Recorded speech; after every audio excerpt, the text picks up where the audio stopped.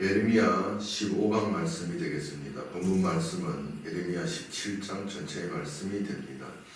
오늘 본문에서도 보시면 유다가 이제 우상 숭배하는 그 부분에 대해서 설명을 하고 마지막 부분에서 그 우상 숭배에 대한 그런 해결책을 안식일을 거룩히 지키라 라는 말씀으로 구성되어 있습니다. 택한 백성들을 향한 이런 역사는 택한 백성들을 향한 하나님의 분노로 표현되고 있는데, 그 분노의 역사는 우리가 전에도 이미 말씀드렸듯이 우리가 생각하는 그런 저주와 그 어떤 그 죄에 대한 그 결과를 통해서 하나님께서 화가 나셔서 그들을 이렇게 어떻게 대하신다, 어떻게 이렇게 심판하는 그런 쪽의 심판이 아니라 하나님께서는 택한 백성들을 끝까지 책임지시고 그들을 향한 그 사랑의 메시지, 바로 죄사, 그들의 죄를, 그들을 그렇게 결과에 이르게 한 그 죄를 제거하다, 폐하다, 삭제하다, 그 죄 시침의 역사를 심판의 행위로 성경은 교훈해 주고 있습니다. 그래서 오늘 본문 17장 2절 말씀에서 보시면 그들의 자녀가 높은 언덕 위에 푸른 나무 곁에 있는 그 제단들과 아세라들을 생각하는도다 라고 우상 숭배하는 자들이다, 이런 죄를 지었다 라고 교훈하고 있습니다. 근데 대신 5절, 바로 2절 내려와서 5절에서 보시면 무릇 사람을 믿으며 육신으로 그의 힘을 삼고 마음이 여호와께서 떠난 사람은 저주를 받을 것이다 라고 해요. 그러면 그 우상 숭배에 관한 그 죄가 다른 죄가 아니고 우상을 숭배하다, 다른 신을 생각하다, 다른 그런 어떤 신을 경배하는 그런 신앙을 5절에 와서 그것을 무엇으로 대치해 주고 있느냐면 바로 육신의 힘을, 육신의 마음을 믿는 자들이라는 것이죠. 사람을 믿는 것이 여호와를 떠난 사람은 저주를 받을 것이다 라고 말해요. 그래서 이것이 우상 숭배의 그 말과 같이 쓰인다라고 증명할 수 있는 것이 바로 7절 말씀에서 무릇 여호와를 의지하며 여호와를 의뢰하는 그 사람은 복을 받을 것입니다 라고 저주받는 그 상대와 복받는 상대를, 그 상대를 표현할 때 사람의 힘을 의지하는 것과 하나님을 의지하는 것으로 성경은 교훈해주고 대조하면서 교훈하고 있기 때문이에요. 그러면 사람을, 하나님을 의지하는 것이 복이다, 그러면 그 반대가 사람을 의지하는 것이 저주다라고 표현해서, 그러니까 하나님을 의지하지 않는 다른 신앙이 우상 숭배거든요. 그래서 오늘 본문에서 그 아세라상, 그 산 제단들에서 그 아세라상을 숭배하는 그런 우상 숭배의 행위, 그 죄를 7절에서 5절에서 우상 숭배의 역사가 바로 자신을 힘을 믿는 것, 인간의 마음을 믿는 것이라고 표현하고 하나님, 마음이 하나님을 떠난 행위다 라고 표현해 주고 있습니다.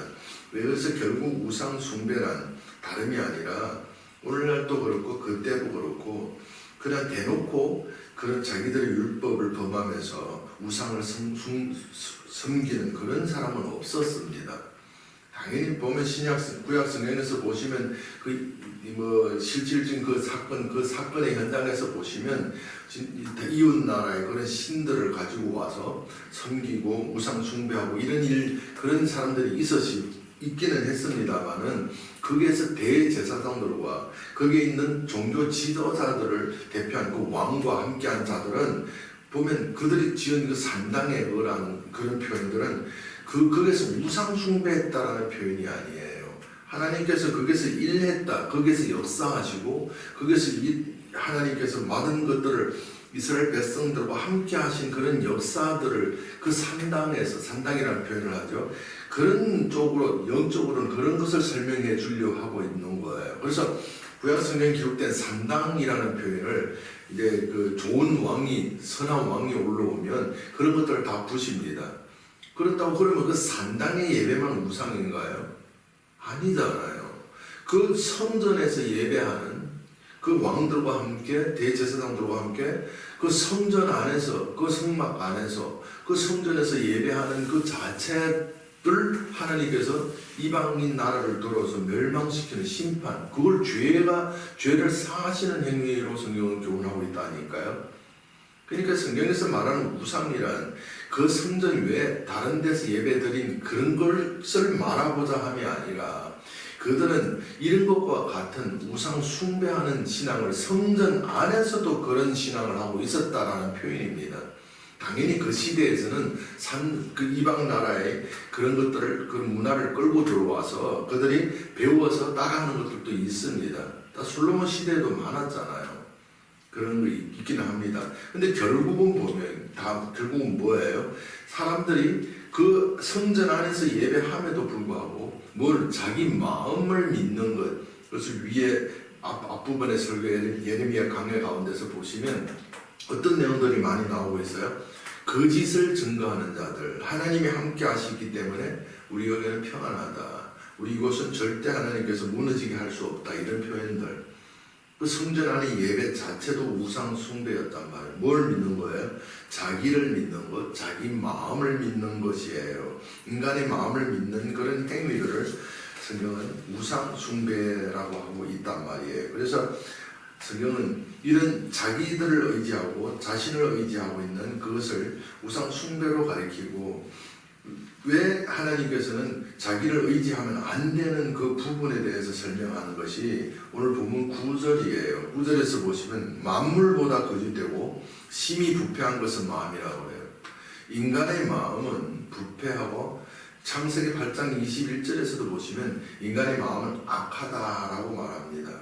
그래서 인간의 마음으로서 어떻게 행한 그 모든 것이 악을 악에서 나와서 악의 행위, 악으로 열매를 맺게 되는 거예요.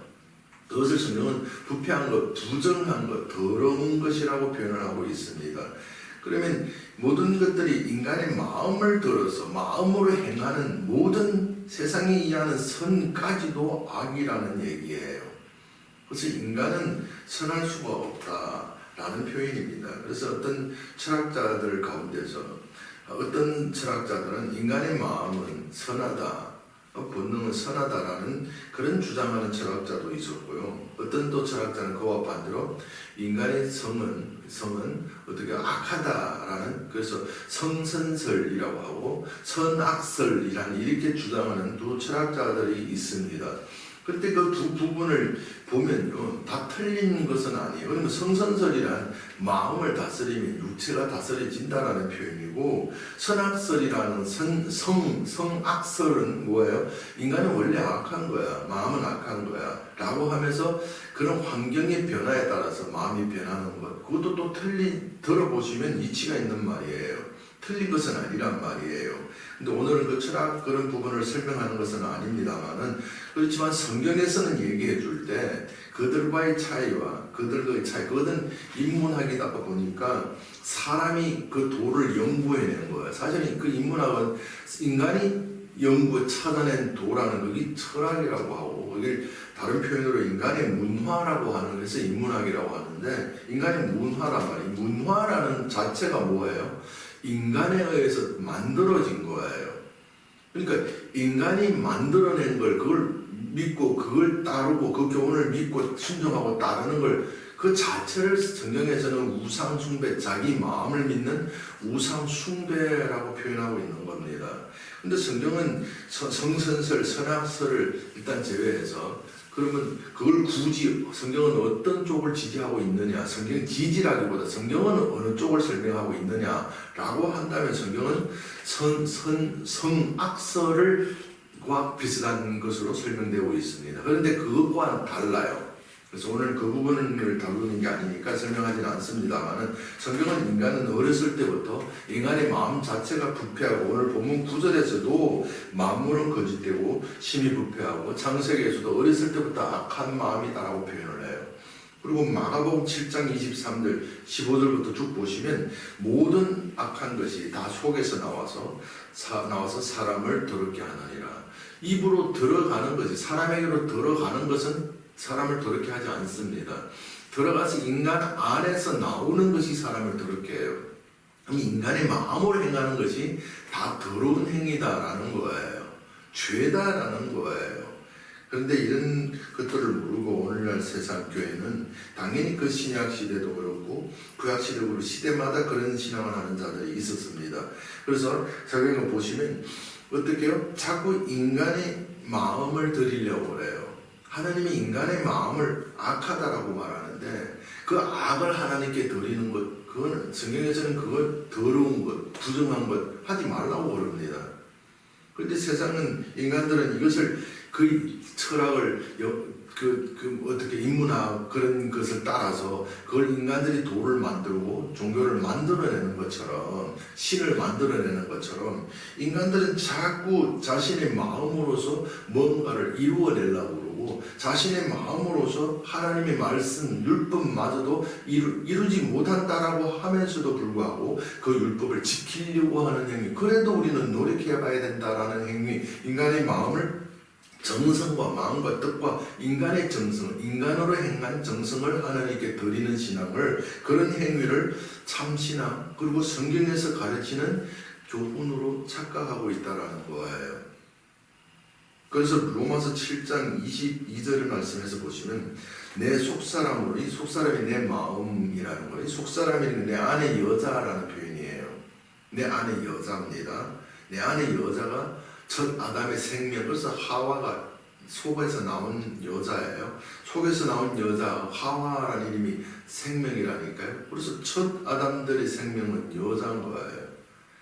그래서 요즘 세대도 그걸 증명하는 시대가 와버렸네요. 옛날에는 그래도 보수적인 그런 것과 옛날에 봉건 시대 이럴 때는 그래도 남자들이 하늘, 여자가 땅이라는 이런 표현으로서 삶을 살아왔는데 이 문화가 문화라는 게 이제 문화가 변했잖아요. 변하면서 그 문화라는 것이 그 문명이 변한다는 뜻, 변할 화자잖아요. 변하면서 가져온 결과가, 그들의 그런 결과가 뭐로 변해졌어요? 여자 중심으로 돌아가고 있잖아요, 지금. 사실은 보시면 남자 중심으로 돌아가는 이런 세대로 보이는 듯 하지만은 사실은 여자 중심으로 돌아가고 있어요.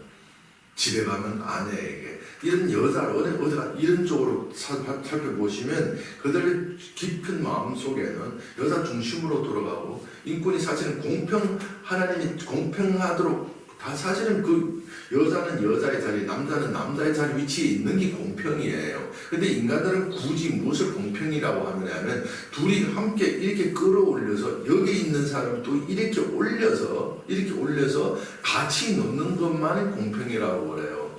나중에 이제 그런 부분을 많이 접하게 될 텐데, 그런 부분이 이제 보면 이런 묘한 그런 오묘한 그런 말씀들을 논리적으로 제가 증명해주는 그런 설교가 나중에 설명될 수 있습니다. 한번 그때 들어보시면 이해가 될 것입니다. 그래서 성경 보시면 첫 끝에 속한 첫 아담의 생명은 안의 속사람 여자 마음입니다. 그걸 하와라는 이름 자체를, 이름의 뜻이 생명이라는 뜻이에요. 그러니까 하와하면 생명이라고 바꾼다면 인간 안에 있는 하와, 인간 안에 있는 마음, 속사람, 인간에 있는 속사람은 하와네요. 인간 안에 하와를 생명으로 바꾸면 인간 안에 생명, 인간의 생명이라는 거예요. 그래서 속사람이 먹어서 꺼내서 먹으라 하니까 첫 아담은 그냥 먹었다 이렇게 된 거예요. 왜? 생명이니까.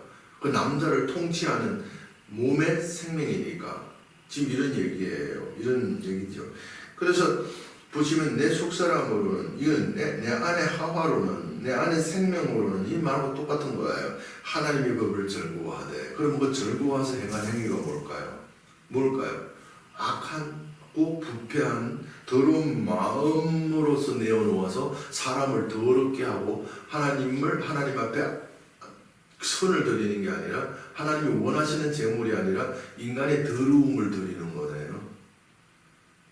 그래서 성경을 보시면 그 결과가 로마서 7장 23절에 죄의 법으로 나를 사로잡아가는 것을 보는데, 이거는 죄의 법 아래 신앙이네 라고 바울을 통해서 가르쳐주고 있는 거예요. 이런 신앙을 성경은 율법 아래 종되게 하는 신앙이라고 다른 표현으로서 초등학문이라고 표현을 합니다. 초등학생이 초등학문에 머물면 그거는 죄가 아닙니다. 장성해야 할 나이가 되었는데도 아직까지 초등학문에 이르면 그걸 죄입니다. 성경은 그걸 죄라고 해요. 그 죄는 인간들이 이해하는 도덕적인 어떤 것들을 그렇게 부도덕적으로 행한 죄가 아니고 거기에서 해야 할 의무를 행하지 못한 자체를 성경은 죄라고 합니다. 그걸 다른 표현으로 빚졌다라고, 빚진 자라고도 표현합니다. 그 빚을 갚아야 되는데 갚지 못하면 그건 죄 사함 받지 못한 자, 죄가 그 갚는 행위 자체도 하나님에 의해서 심판으로 갚아지는 것이죠. 그 갚아져야 된다는 거, 심판이 이루어져야 된다는 거예요. 그래서 이렇게 인간이 마음을 들여서 하나님을 즐겁게 하게 되면 인간의 마음은 악하고 부패한 것이잖아요. 그런 것 가지고 인간의 마음으로서 하나님을 즐겁게, 속사람으로 하나님을 즐겁게 하는 행위를 내어놓으면 로마서 7장 23절에서는 바울은 죄의 법 아래, 율법 아래라는 표현을 했는데 로마서 10장 2절 3절에서는 어떤 결과를 낳게 되느냐면 내가 증언하노니 그들이 하나님께 열심히 있으나 올바른 지식을 따른 것이 아니니라. 하나님의 의를 모르고 자기 의를 세우려고 심써 하나님의 의에 복종하지 아니하였느니라 라고 하는 거예요. 그럼 뭐예요? 인간적으로 하나님을 즐겁게 하려고 하는 그 행위에는 결과가 무슨 열매를 맺느냐면 하나님의 의와 하나님의 은혜를 나타내고 자랑하는 그런 열매를 맺지 못하고 인간 너가 잘났다, 니 참 잘났다, 인간을 자랑하는 인간의 의를 드러내는 행위가 된다라는 거예요. 근데 성경에서 보시면 고린전서 1장 29절 말씀에서 보시면 하나님이 일하시면 어떻게 일한다고, 성경의 역사가 어떤 역사라고 그래요? 육체를 자랑하지 못하게 하려 함이라고 한다니까요. 하나님이 자랑하는 역사가 어떻게 나타나느냐면 육체만 자기 의를 자랑하는 세상에 하나님의 의를 자랑하는 말씀이 임해서 하나님의 의를 세상에 나타내는 역사가 인간의 의를 자랑하는 그것을 꺾어서 폐함으로써 육신을 자랑하지 못하게 함으로써 하나님의 의가 자랑되어지는 거예요. 하나님의 의가 증거 계시되어지는 거예요. 그것을 고린도서 1장 18절 23절에서 십자가 도라고 했던 거예요. 십자가 못 박혀 죽는 도, 그게 하나님의 능력이고 하나님의 지혜예요 라고 성경은 교훈해주고 있는 겁니다. 그래서 그런 지식에 인간의 의를 맺는 그런 지식을 성경에서 올바르지 못한 지식을 따랐다라고 표현해요. 그럼 이 지식이 교훈이네요. 잘못된 성전 안의 성이죠. 성경에서는 그 유대인들이 그 성을 예루살렘을 중심으로 지어진 성이에요. 예루살렘이 중심으로 두고 지어진 성이라 그걸 성 밖, 성 안으로 표현을 합니다. 그러면 보세요. 이런 말씀, 잘못된 올바르지 못한 것이 예배드리는 유대인들에게 그것이 들어왔다라는 것은 안에서 나간 거예요? 밖에서 들어온 거예요? 그걸 올바르지 못한 옆에 것을 갖고 들어온 거예요. 가지고 성전 안으로 들어온 거예요. 이렇게 표현해서 그걸 올바르지 않다, 삐뚤어진 것, 옆으로 떨어진 것, 잘못 구부러진 것 이렇게 표현을 하고 있습니다. 그것은 성 밖의 것, 안에 있어야 할 진리가 아닌 밖의 것을 끌어들어왔다라는 표현을 그걸 올바르지 못한 지식이라고 빗나간 것이라고 표현을 해요. 이런 표현이에요. 빗나가면 어디로 나가? 성 밖으로 나갔잖아요. 관역 밖으로 나갔잖아요. 그건 이방인의 교훈이라는 표현이에요. 그걸 우상 숭배의 교훈이라고 한단 말이에요. 왜? 이방인은 모두가 하나님을 믿지 않는 자들을 우상 숭배로 성경은 규정해주고 있기 때문이에요. 그러면 보세요. 그래서 성경은 인간의 마음을 다스려서 나는 하나님 위해서 목숨 바칠 거야 라고 자기 몸을 불살라서 남을 위해서 불사른다 할지라도 고린도전서 13장 3절에서 그것은 사랑이 없으면 그 사랑 아니야. 왜? 성경은 율법을 완성을 하나님이 뜻대로 사는 것이죠. 율법을 이룬다라는 것은 하나님이 말씀대로 사는 것, 그걸 표현을 바꾸면 하나님이 뜻대로 사는 것 이 말이에요. 하나님이 뜻대로 산다라는 게 뭔가 성경 보시면 말씀하고 있잖아요. 하나님이 사랑을 이루는 건데, 하나님의 사랑이 뭐예요? 이웃 남을 위해서 이웃 사랑으로서 율법의 완성을 표현하고 있어요. 이렇게 교훈하고 있습니다. 그런데 성경 보시면 인간들은 그 사랑을 인간적인 사랑으로 표현해서 인간의 정성과 인간의 희생을 내어놓는 것으로 이해해서 인간이 무언가를 위해서 자기를 희생하는 걸, 세상은 그걸 이웃 사랑으로 표현하고 선교라고도 하고 있잖아요. 성경은 그런 선교와 그런 사랑으로서, 그런 사랑으로 하나님이 이웃 사랑, 율법을 완성하는 사랑을 설명하고 있지 않다라는 거예요. 그래서 고린도전서 13장 3절에서 그런 사랑, 자기 몸을 남을 위해서 희생한다 할지라도 그 사랑 아니야. 그러면 예수의 사랑은 그래 놓고 남을 위해서 인간의 행위를 내놓고 내가 육신이 이웃을 위해서 희생하는 것, 그거는 사랑 아니라 해놓고는 육신 예수가 우리를 자기를 희생시켜서 드린 걸, 그걸 참사랑 이럴까요? 아니, 그 봐도 아닌 게 분명합니다. 절대 그게 잘못됐다라는 것이 성경은 계속 여러모로 계속 증명하고 있는 거예요. 성경에서 말씀하고 있는 그것은 예수의 희생은 예수 희생이 아니라 그 예수를 어린 양으로 잡아서 죽이는 그 대제사장의 예수 안에서 예수 육신을 하나님의 어린 양 제물이라고 하잖아요. 구약 성경에 언제 자기가 자기를 잡아서 드린 제사가 있어요? 송아지가 갑자기 와서 자기 껍질을 싹 가죽을 벗기고 그리고 그래서 피착 그릇에 탁 받아가지고 자요. 이렇게 대제사장에게 드렸어요? 아니잖아요. 사람에 의해서 죽을 땐 죽기 싫어요. 소들 잡아서 거룩한 흠도 티도 없는 재물을 잡았을 때, 양들과 그런 잡았을 때 그 양들을 나는 죽을래요. 잡으세요. 이러고 나왔을까요? 아니요. 싫어서 나는 안 죽을래요. 발버둥 치는 그런 짐승들을 사람이 대제사장의 그런 제물로 드리는 자들에 의해서 끌려서 강제로 죽임을 당한다니까요. 그런 역사, 그걸 이끌림이라는 표현을 해요. 당연히 강제로, 이 사람에게 있어서는 강제라는 자원으로 하나님 말씀 믿어서 믿어지는 마음에 이끌리는 행위, 그걸 자원, 감사 행위로 표현하고 있습니다. 감사함으로 이렇게 표현을 합니다. 자원의 행위로, 기뻐함으로 이렇게 표현을 해요. 사람은 동물이 아니잖아요. 짐승이 아니잖아요. 동물은 맞습니다만 짐승은 아니잖아요. 그래서 성경을 보시면 이렇게 인간적인 모든 것들을 드림으로써 하는 그것은 율법을 완성하는 사랑 아니야 라고 말했어요. 율법을 완성하는 사랑이라는 하나님에 의해서 지키는 사랑이요. 그것을 굳이 좀 이해하기 쉽게 표현을 한다면 씨앗이 밭에 떨어져서 죽는 행위는 씨앗이 내가 죽을래? 자기 혼자서 이거 위에 있는 그 표피를 벗겼어요? 아니잖아요. 그 안에 내 안에 계신 하나님, 내 안에 계신 아버지, 그 생명이 그 안에 있는 형체가 그 씨앗을 뚫고 나오는 것을 제사드림, 예배라고 한다니까요.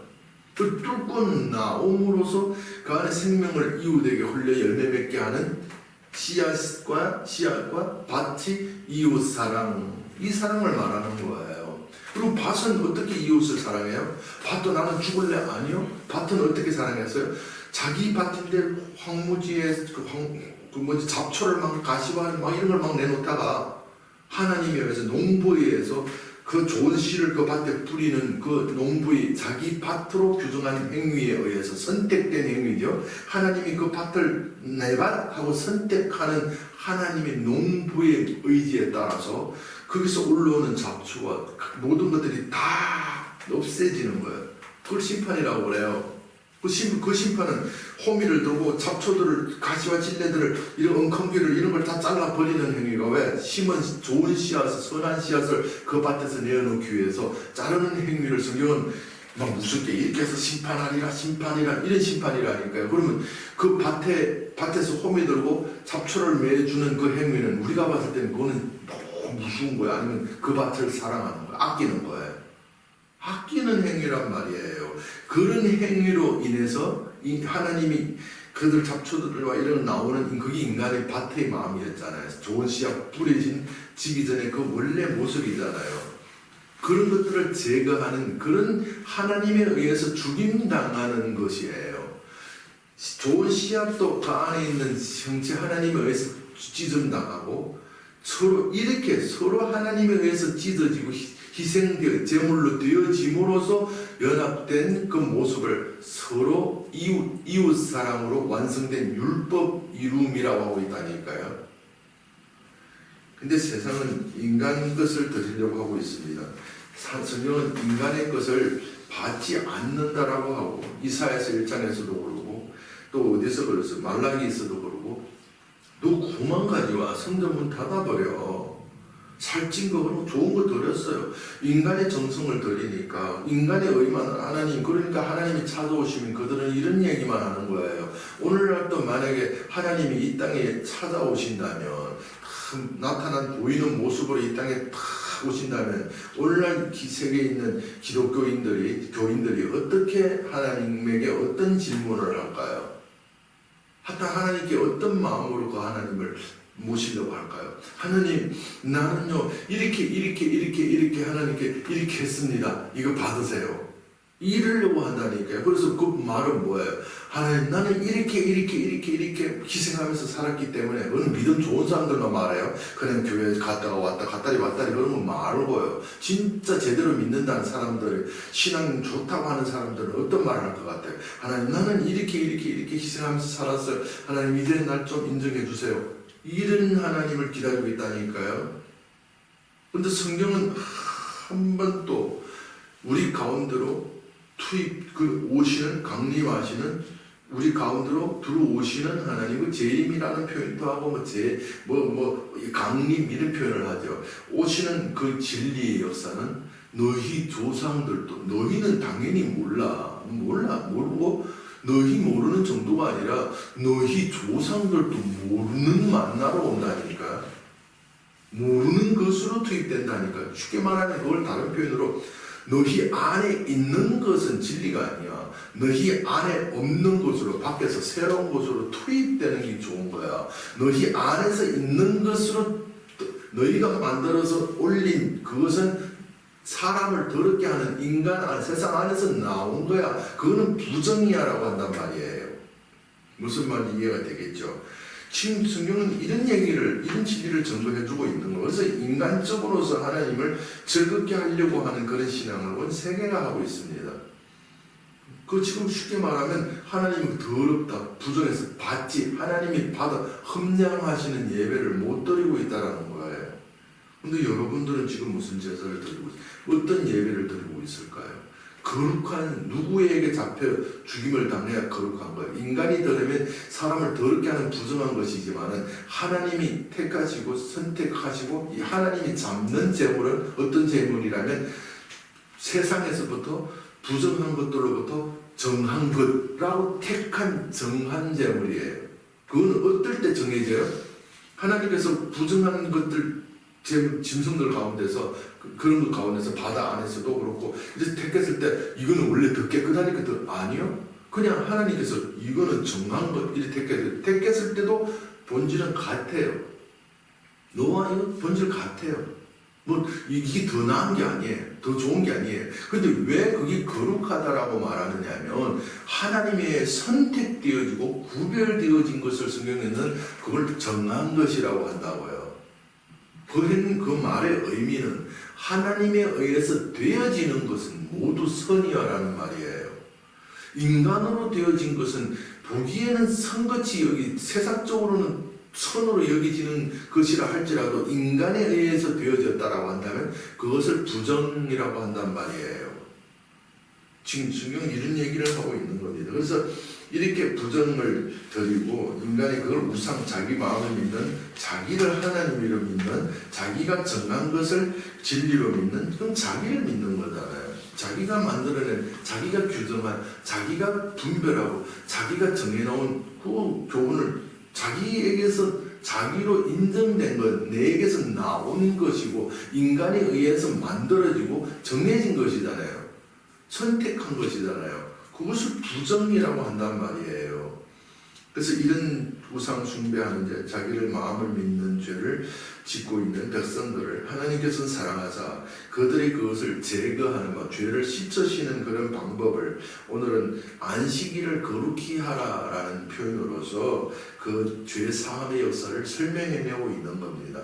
그래서 예레미야 오늘 본문 17장 21절 25절에서 보시면 너희는 스스로 삼가서 안식일에 짐을 지고 예루살렘 문으로 들어오지 말며 안식일에 너희 집에서 짐을 내지 말며 어떤 일이라도 하지 말고 내 너희 조상들에게 명령한 같이 안식일을 그렇게 할지라. 그렇게 하여 어떤 일이라도 하지 아니하면 다윗의 왕권에 앉아 왕 위에 앉아서 백성들과 함께 들어오리라, 성을 들어오리라, 이런 표현이 있습니다. 다시 안식일을 그렇게 하면 다윗의 왕권을 회복해 주겠다라는 거예요.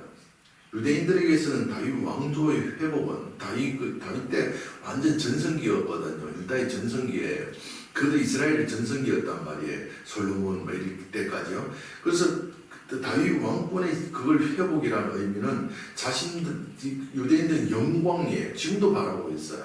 근데 성경은 영적인 그 부분은 오늘 설명 못합니다.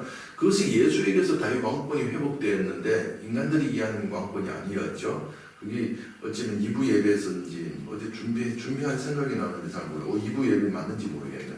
어쩌면 2부 예배에서 이런 말씀이 있을 것 같습니다. 그럼 보시면 그것을 거룩히 안식일을 거룩히 함으로써 어떻게 해요? 다윗 왕권의 회복 그리고 부정을 제거하는 역사로 성경 설명 오늘 본문에서는 이렇게 마무리를 지어주고 있는 겁니다. 그럼 그 죄 사함이 안식일을 거룩히 하는 것인데 안식일을 거룩히 하는 행위를 오늘 본문에서 너무 분명하게 우리에게 소개해주고 있습니다. 어떻게 소개하고 있어요? 안식일에 성 밖에서 짐을 가지고 들어오지 말고 위에서 이미 설명드렸죠. 성과 올바르지 못한 지식이 뭐라고요? 성 밖의 것이라고 표현했죠. 들어오지 말고 그리고 또 뭐예요? 너희 안에 있는 것도 밖으로 내지 말고 설명할 필요가 있어요? 위에서 지금 다 설명됐죠. 내 안의 것을 밖으로 내지 말고 성경에서는 예루살렘 성 자체를 성경에서는 위에서 내려오는 신부로 표현해요. 그걸 위의 것과 아래 것으로 표현을 해요. 그럼 아래 성은 인간 신부들을 성도들을 말한다니까요. 왜 그렇게 말할까요? 인간의 몸이 성전이니까 그렇게 표현하는 거예요. 그걸 또 예루살렘 성이라고 표현한다고요. 계시록에서는. 그리고 이 성 밖, 성 안이네요. 짐을 밖에서 들어오지 말고 이방인 것 수입하지 마. 외래 것 받아들이지 마. 왜? 그게 부정이에요. 이방인 부정한 거예요. 선택받지 못한 교훈이 짐은 뭐예요? 성경에서는 그걸 짐을 교훈이라고 하잖아요. 설명이 되는데 들어오지 말고 밖에 것 너희 안에 그 사람을 더럽게 하는 거 밖으로 내지 않으면 거기 안식 하나님으로 사는 네가 나를 못 사는 안식일을 부정을 다 제거된 거룩함이요 그랬다니까요.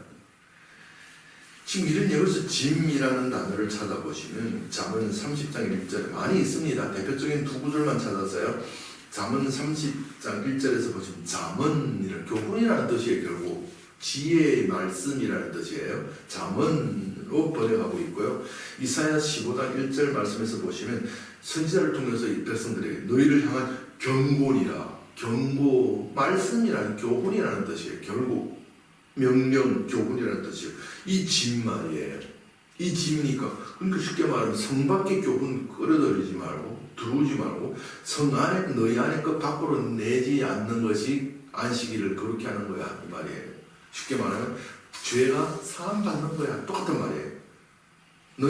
너희를 깨끗하게 하는 것이 하나님으로 깨끗해진 죄 사함이란 무엇이냐? 거룩하게 되는 것이란 무엇이냐? 안식일을 거룩히 지키는 건데 안식일을 거룩히 지키는 게 뭐냐? 마태복음 11장 28절, 누가복음 11장 46절에서 수고하고 무거운 짐진 자들아 다 내게로 오라. 내가 너희를 쉬게 하리라. 화했을지언정 또 너희 율법사여 지기 어려운 짐을 사람에게 지우고 너희는 한 손가락도 이 짐에 대 이 짐 말이에요. 이 짐 말이에요. 이 짐을 하나님의 진리로 주어진 하나님 예수의 멍에 계명이 아니고 너희 마음을 무겁게 하고 수고하게 하는 그 짐, 자기는 남을 가리키고 자기는 행하지 않은 거짓 짐, 그 교훈, 바리새인들의 교훈, 서기관들의 율법사들의 교훈 이 말이에요. 그 율법 아래 그 교훈 이 말이에요. 자기를 믿는, 육신을 믿는 그 우상 숭배의 그 교훈, 귀신을 숭배하는 그것을 하나님의 교훈으로 착각하는 그 우상 숭배의 그 교훈 이 말이에요. 그것 성 밖의 것을 이방 걸 끌어들이지 말고 너희 사람을 더럽게 하는 너희 안에 걸 밖으로 내어놓지 마. 그러면 거룩한 거야. 죄가 깨끗한 거야. 죄가 시천받게 된 거야. 라고 오늘 안식일을 통해서 거룩게 하라는 말씀을 통해서 그 유대 백성들이 지은 그 모든 죄를 사하시겠다라는 거예요. 사해지도록 하나님께서 말씀을 주고 사랑의 메시지를 전달하고 있는 거예요. 에베소서 2장 14절 15절에서는 이런 짐, 이런 교훈들을 원수된 것과 중간에 막힌 담이라고 해요. 이 중간에 막힌 담. 자기 육체로 오시고 법조문으로 된 계명율법을 법조문으로 된 계명율법, 율법 아래 교훈이라는 거예요. 그 교훈을 죄라고 한단 말이에요. 그 교훈을 법조문으로 된 계명율법을 어떻게 폐하는 원수라고 한단 말이에요. 그 원수가 그 죄라고 그러고 그 원수를 법조문으로 된 교훈이라고 그러고 그 법조문으로 된 교훈을 오늘 본문 시작 때 말씀드린 것처럼 육신을 믿는 거, 육신이라고 한다니까요. 육신은 하나님을 대적합니다. 육신의 행위는 하나님께 어떻게 하나님을 즐겁게 할 수가 없습니다. 그래서 첫 것을 산령이 되어 육신에 속한, 육에 속한 것처럼 고린도전서 15장에 있죠. 40절 이하로 46절이 45절이 있습니다. 신령한 육에 속한 것처럼 둘째 아담은 신령함을 영에 속했다라고 한다니까요. 그럼 첫 것 속한다는 그런 육신이에요. 육신을 따라 육신의 마음을 따라 육신을 행한 그걸 죄에 통치받는 삶, 그걸 율법에 종되게 하는 율법 아래에 있는 자들이라고 한단 말이에요. 오늘 본문을 통해서 하나님 택한 백성들의 죄가 이렇게 사해진다라고 라는 말씀을 사해주고 있다라는 하나님의 사랑의 메시지를 전달하고 있습니다. 2000년 전에 마리아 아들로 태어난 육신 예수가 바로 성경은 한 번도 그를 하나님이라고 가르친 적이 없어요. 주라는 표현을 해요. 주라는 것은 선생, 아버지 이런 주인의 뜻이 있는데 즉 뭐냐면 그걸 잠시해요. 대신하는 주예요. 거기 갈라디아 4장에서는 어떻게 표현했어요? 아버지의 후견인이에요. 어린 아들을 보살피기 위해서 어렸을 때는 아버지가 정한 청지기 후견인이 이렇게 표현해요. 그건 당연히 아버지 대신이에요. 그런 주예요. 그런 주. 그 아버지를 대신하는 주예요. 어렸을 때 주예요. 율법이 어렸을 때 초등학교 있을 때 주예요. 교훈이에요. 진리예요. 그리고 초등학교 이제 넘어나야 할 장성하면 초등학교에 머물면 그걸 죄라고 그래요. 초등학교 교훈 율법 아래에서 벗어나야 되는 거예요. 그 율법과 복음으로 벗어나는 행위를 청지기를 정한 후견인으로 정한 그 청지기를 넘어서는 행위를 말하고 있다니까요.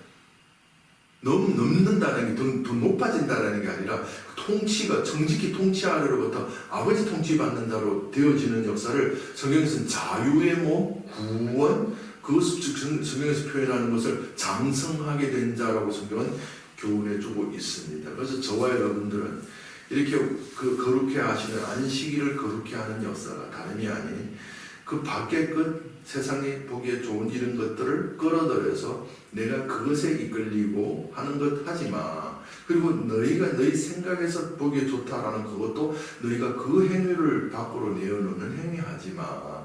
그 자체가 너 인간이 인간을 믿고 인간이 인간을 믿는 행위가 하나님을 대적하는 의를 대적하는 하나님 외에 다른 신을 섬기는 우상 숭배야. 그 죄는 바로 밖의 것 안 끌어들이고 내 안의 것 안 내어놓고 너희는 오늘 본문에 있죠. 너희는 아무것도 하지 않는 것이 하나님의 하지 않는다는 사람들은 나는 아무것도 안 할래 아니에요. 하나님 믿고 하나님이 이끌린 자는 누구보다도 더 열심히 일하고 더 많은 행동을 내놔요. 더 열심히 합니다. 누구의 순종해요. 말씀 읽어주는 말, 오늘도 말씀 전했잖아요. 이 마음에 순종하는 행위를 내어놓는 것은 누구 행위예요? 주인의 행위. 누구 말에 너 우리 딸 보고 너네 가서 좀 사와. 이러면 지금 우리 딸은 누구의 행위를 열매를 맺고 있는 거예요? 내 아버지, 아빠의 말을 이루고 있는 거예요.